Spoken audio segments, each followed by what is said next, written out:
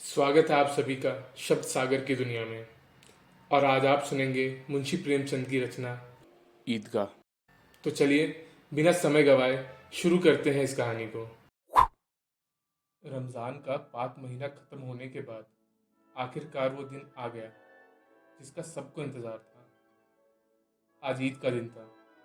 इस मनोहर और सुंदर दिन की बधाई पूरे गांव में किसी शहनाई की तरह गूंज रही है। चारों तरफ हरियाली है। खेतों में अलग ही रौनक नजर आ रही है। हर जगह देखकर ऐसा लग रहा है मानो सूरज, नदियां समेत पूरा संसार ईद की बधाई दे रहा हो। गांव के बड़े बूढ़े और बच्चे ईदगाह के मेले में जाने की तैयारियां करने में जुटे हैं। कोई अपने पुराने कपड़े सिला रहा है तो कोई जल्दी जल्दी अपने घर और खेत का काम निपटा रहा है। ईदगाह का मेला गांव से 3 कोस की दूरी पर लगता है, जहां लोगों को पैदल ही चलकर जाना होता है। मेले से घर वापस आने में भी देर हो जाती है। ईदगाह में जाने को लेकर सबसे ज्यादा खुशी लड़कों में नजर आ रही है। भले ही किसी ने एक रोजा भी ना रखा हो, लेकिन ईदगाह जाने की खुशी उनके चेहरे पर साफ है। पूरे महीने ये लड़के इस दिन का बेसब्री से इंतजार करते हैं। इन लड़कों को घर की परेशानियों से कोई वास्ता नहीं है। घर में सेवैया बनाने के लिए दूध और शक्कर हो या ना हो, इन्हें तो बस सेवैया चाहिए। उन्हें नहीं मालूम कि उनके अब्बू गांव के चौधरी कायम अली के घर भागते हुए जा रहे हैं, ताकि उनके घर में आज ईद के दिन चूल्हा जल सके और वो अपने बच्चों को सेवैयाँ खिला सके। ये तो बस ईदगाह जाने की राह देख रहे हैं। एक तरफ बैठा महमूद अपने पैसे गिन रहा है। उसकी जेब से 12 पैसे निकले। महमूद के पास बैठे मोहसिन मियाँ भी अपने पैसे गिनने में लगे हुए हैं। 1, 2, 3, 8, 9, 15। मोहसिन खुशी से उछलकर पैसों को जेब में रखकर कहता है, इन्हीं अनगिनत पैसों से हम अनगिनत चीजें लाएंगे। मेले से ढेर सारे खिलौने, मिठाइयाँ और भी बहुत कुछ खरीद कर लाएंगे। गांव का एक गरीब बच्चा हामिद सबसे ज्यादा खुश है। हामिद 5 साल का एक दुबला पतला गरीब सूरत वाला लड़का है। हामिद के पिता पिछले ही साल हैजे से मर गए थे।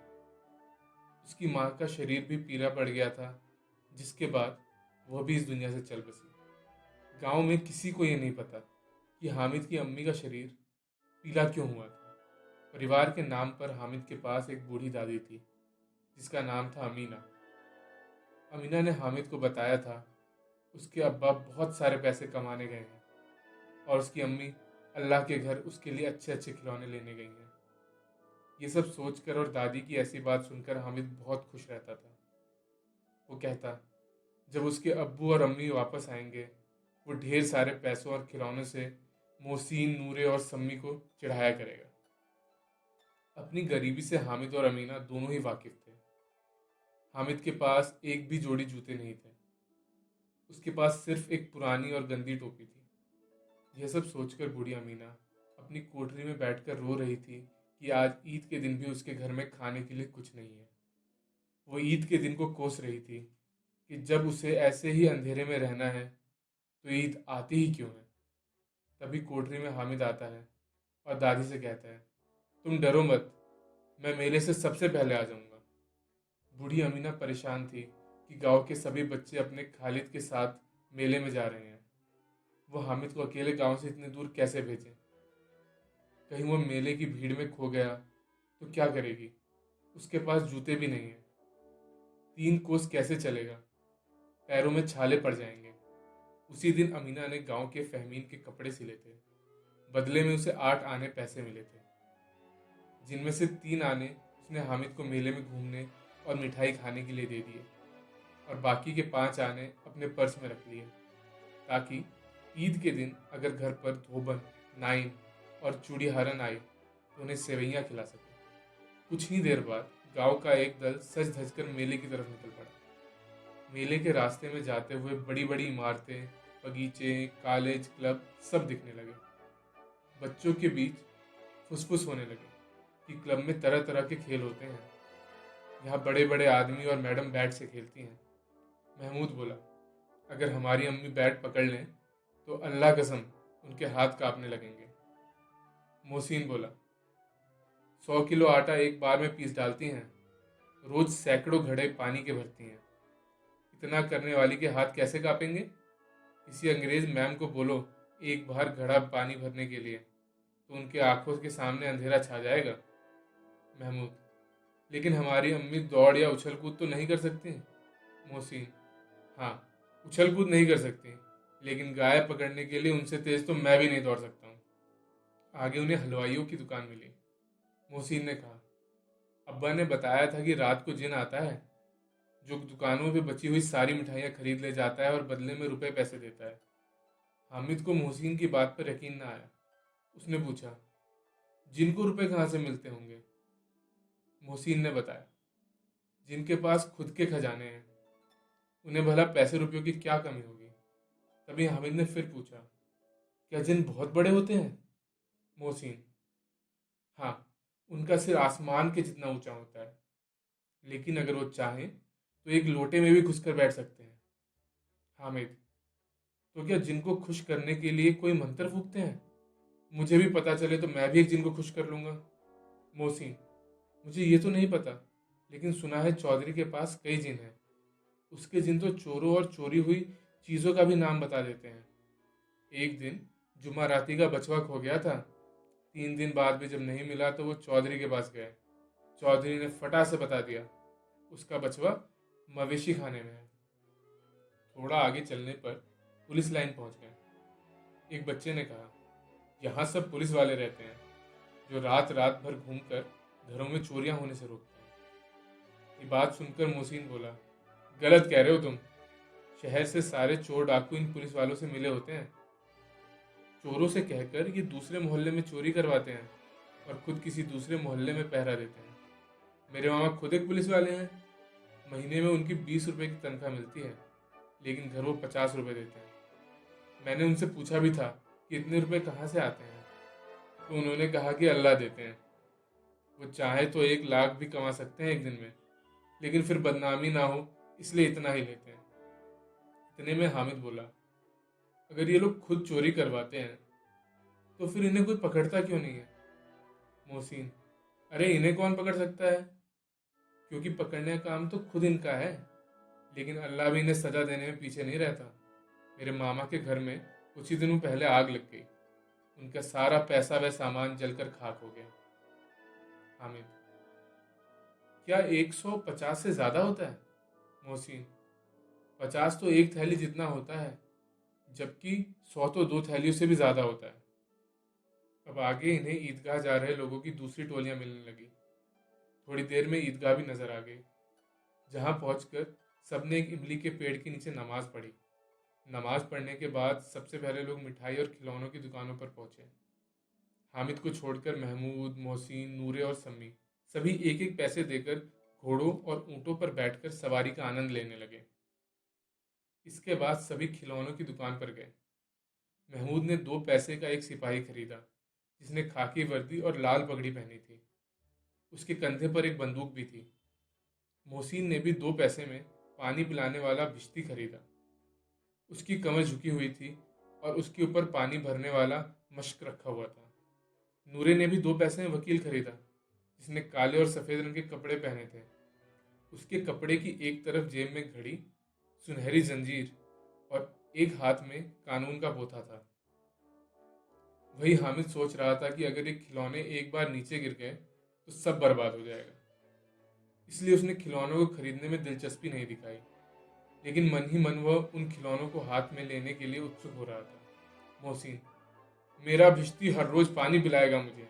महमूद: मेरा सिपाही मेरे घर की पहरेदारी करेगा। नूरे: मेरा वकील हर दिन नया मुकदमा लड़ेगा। सम्मी: मेरी धोबिन हर रोज कपड़े धोएगी।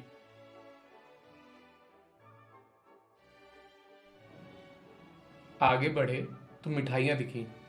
यहाँ भी हामिद को छोड़कर किसी ने रेवड़ी खाई तो किसी ने गुलाब जामुन और किसी ने हलवा। हामिद बस ललचाई आंखों से सबको घूर रहा था। मोहसिन ने चिढ़ाते हुए कहा, हामिद रेवड़ी खा लो, इसकी खुशबू बहुत अच्छी है। हामिद मोहसिन के पास जाता है और उसके सामने अपना हाथ फैलाता है। मोहसिन ने एक रेवड़ी निकाली और हामिद को दिखाते ही उसे खुद खा गया। ये देखकर महमूद, नूरे और सम्मी तालियां बजाकर हंसने लगे। तभी महमूद कहता है, हम तुम्हें गुलाब जामुन खिलाएंगे मोमिन तो शरारती है। इस बार हामिद ने साफ साफ उन्हें मना कर दिया कि वो मिठाइयाँ नहीं खाएगा। मिठाइयों की दुकान के बाद मेले में कुछ लोहे की चीज़ों की दुकान थी, जहाँ पर तरह तरह के नकली गहने भी थे। लड़कों को इनमें कोई दिलचस्पी नहीं थी। वो तो मेले में आगे बढ़ गए और शरबत पीने लगे। लेकिन हामिद एक चिमटे की दुकान के सामने खड़ा हो गया। उसे याद आया कि रोटी बनाते समय उसकी दादी के हाथ जलते हैं। उसने सोचा कि अगर वो चिमटा खरीद लेगा तो दादी का हाथ नहीं जलेगा और वो ढेर सारी दुआएं भी देगी। हामिद दुकानदार से चिमटे की कीमत पूछता है। पहले तो दुकानदार हामिद को मना करता है कि यहाँ उसके काम की कोई चीज़ नहीं है, लेकिन बाद में उसने बताया कि एक चिमटे की कीमत 6 पैसे है। अगर उसे लेना है तो वो 5 पैसे लगा देगा। हामिद ने कहा, क्या 3 पैसे में दोगे ये चिमटा? हामिद को लग रहा था कि दुकानदार उसे डांटेगा, लेकिन दुकानदार ने डांटने की जगह हामिद को 3 पैसे में चिमटा बेच दिया। चिमटे को हामिद ने कंधे पर किसी बंदूक के जैसे रखा और अपने दोस्तों को दिखाने लगा। मोहसिन और महमूद ने हामिद के चिमटे का मजाक बनाते हुए कहा, क्या भला चिमटा भी कोई खिलौने की चीज़ है? हामिद ने जवाब दिया, हाँ, मेरा चिमटा भी एक खिलौना है। कंधे पर रखूँ तो ये बंदूक लगती है और हाथ में ले लूँ तो किसी फ़कीर का चिमटा लगता है। मैं इस चिमटे से मजीरे का काम भी कर सकता हूँ। अगर एक भी चिमटा तुम्हारे खिलौने को लगा तो इनका यही दम निकल जाएगा। सम्मी ने बजाने वाली खंजरी खरीदी थी। वह हामिद के चिमटे से काफ़ी प्रभावित हुआ। उसने हामिद से अपनी खंजरी के बदले चिमटा बदलने के लिए कहा, लेकिन हामिद ने उसे मना कर दिया।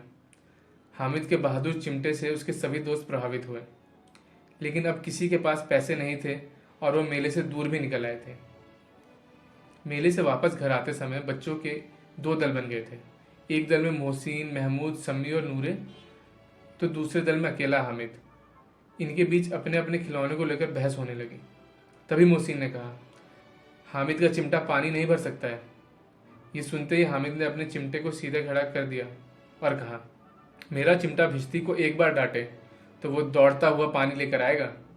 ऐसा एक एक करके जब सबके खिलौने हामिद के चिमटे से हार गए तो मोहसिन ने फिर कहा, तुम्हारे चिमटे का मुंह हर रोज आग से जलेगा। इस बात को सुनते ही हामिद ने कहा, आग में तो बहादुरी कूदते हैं। तुम लोगों के खिलौने पूरे दिन घर में रहेंगे और मेरा बहादुर चिमटा हर दिन आग में कूदेगा। ऐसे ही उनकी बहस थोड़ी और भी आगे बढ़ी, लेकिन अंत में हामिद और उसका बहादुर चिमटा जीत गया। बाकियों ने भी सोचा उनके खिलौने कुछ दिनों में टूट जाएंगे, लेकिन हामिद का चिमटा सालों साल नया बना रहेगा। कुछ देर तक चली उनकी आपसी बहस के बाद आखिर सभी के बीच सुलह हो गई। सुलह के नाम पर सभी बच्चे एक एक करके हामिद का चिमटा अपने हाथों में पकड़ते और हामिद भी एक एक करके उनके खिलौनों को देखता। हामिद ने सारे खिलौनों को देखने के बाद कहा, मैं तुम लोगों को बस चिढ़ा रहा था। भला कोई चिमटा कैसे किसी खिलौने की बराबरी कर सकता है? ये खिलौने बहुत सुंदर हैं। ऐसा लगता है कि बस अभी ये सारे बात करने लगेंगे। हामिद की बात सुनकर मोहसिन ने कहा, लेकिन ये खिलौने देखने के बाद कोई हमें दुआ तो नहीं देगा? इतने में महमूद मियाँ बोल पड़े, दुआ छोड़ें भाई, ये मिट्टी के खिलौने देखकर कहीं अम्मी जान हमें मारने ना लगे। अपने दोस्तों की बातें सुनकर हामिद मन ही मन में काफ़ी खुश हो रहा था। उसे यकीन था कि उसका चिमटा देखकर उसकी दादी बहुत खुश होगी और उसे दुआएं देगी। थोड़ा आगे जाने पर महमूद को भूख लगी तो उसने खाने के लिए अपने अब्बा से केले लिए। इस बार उसने हामिद को भी केला खाने के लिए दिया। ये केला हामिद को उसके चिमटे की वजह से मिला था। दिन के 11 बजते बजते मेले का पूरा दल गांव वापस आ गया था। मोहसिन जैसे ही घर पहुंचा, उसकी छोटी बहन ने उसके हाथ से भिश्ती को छीन लिया। तभी उसकी बहन के हाथ से भिश्ती ज़मीन पर गिरा और टुकड़े टुकड़े हो गया। इसके बाद दोनों भाई बहन खूब लड़े। ऊपर से अम्मी जान ने भी दोनों को 2-2 चांटे लगाए। दूसरी तरफ नूरे ने अपने वकील को घर में सजाने का नया इंतज़ाम किया। वकील जैसे लोग अब ज़मीन पर तो बैठ नहीं सकते, इसलिए नूरे ने दीवार में खुटियाँ लगाई। फिर उस पर लकड़ी का एक पटरा रखा। पटरे पर कागज़ के पन्नों से कालीन बिछाया। फिर कहीं जाकर उस पर वकील साहब को बिठाया गया। वकील साहब को गर्मी ना लगे, इसके लिए नूरे बांस के पंखे से हवा करने लगा, लेकिन हवा का झोंका लगते ही वकील साहब पटरे के सिंहासन से सीधा ज़मीन पर गिरे और वो भी मिट्टी में मिल गए। वहीं महमूद ने अपने सिपाही के लिए एक पालकी का इंतज़ाम किया, जिसे उसने फटे पुराने कपड़े और छोटी टोकरी से बनाया था। फिर उसमें सिपाही साहब को लिटाया गया। इसके बाद महमूद और उसके दोनों छोटे भाई टोकरी को सिर पर रखकर इधर उधर घूमने लगे। उसके छोटे भाई अपनी तोतली आवाज में छोने वाले जागते लहो पुकारते चले जा रहे थे। अंधेरे का समय था। इसी दौरान महमूद को ठोकर लगी और उसकी टोकरी नीचे गिर गई। इस हादसे से महमूद के सिपाही की एक टांग टूट गई। इसके बाद महमूद ने खुद ही उसका पैर ठीक करने का फैसला किया। टूटे हुए पैर को जोड़ने के लिए गूलर का दूध लाया गया, लेकिन ये तरकीब काम न आई। बदले में सिपाही की दूसरी टांग भी तोड़ दी गई। अब हामिद मियाँ की बात करें तो वह जैसे ही अपने घर पहुंचा, उसकी दादी ने उसे गले लगा लिया। फिर उसके हाथ में चिमटा देखकर बड़ी हैरानी से पूछा, ये चिमटा किसका है? हामिद, मैंने मेले से खरीदा है। हामिद, अमीना, कितने पैसे में? हामिद, 3 पैसे में। इतना सुनते ही बूढ़ी अमीना छाती पीटते हुए रोने लगी। हामिद को कोसने लगी, कितना बेवकूफ़ लड़का है, दिन भर कुछ खाया पिया नहीं और मेले में जाकर सारे पैसों से चिमटा खरीद कर लाया है। फिर उसने हामिद से गुस्से में पूछा, मेले में कोई और चीज़ नहीं थी क्या जो तू लोहे का चिमटा लेकर आया है? हामिद ने उदास मन से कहा, रोटियां बनाते हुए तुम्हारी उंगलियां जल जाती थी, इसलिए मैंने चिमटा खरीद लिया। हामिद की बात सुनकर बूढ़ी अमीना एकदम से चुप हो गई। उसके पास छोटे नादान बच्चे को कहने के लिए कोई शब्द नहीं थे। वो बस हामिद के त्याग और प्यार की भावना देखकर हैरान थी। मन ही मन सोच रही थी कि मेले में न जाने कितने खिलौने रहे होंगे, 1000 रंग बिरंगी मिठाइयाँ। फिर भी इस बच्चे ने अपने बारे में न सोचकर अपनी बूढ़ी दादी का ख्याल किया। वह बस अपना दामन फैलाकर रो रही थी और हामिद के लिए दुआएं दिए जा रही थी। हामिद बस बूढ़ी दादी की आंखों से गिरते हुए आंसू को देखते जा रहा था।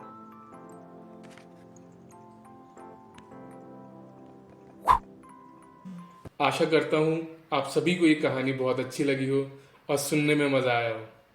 ऐसी ही और कहानियाँ सुनने के लिए जुड़िए हमारे इस YouTube चैनल से। धन्यवाद।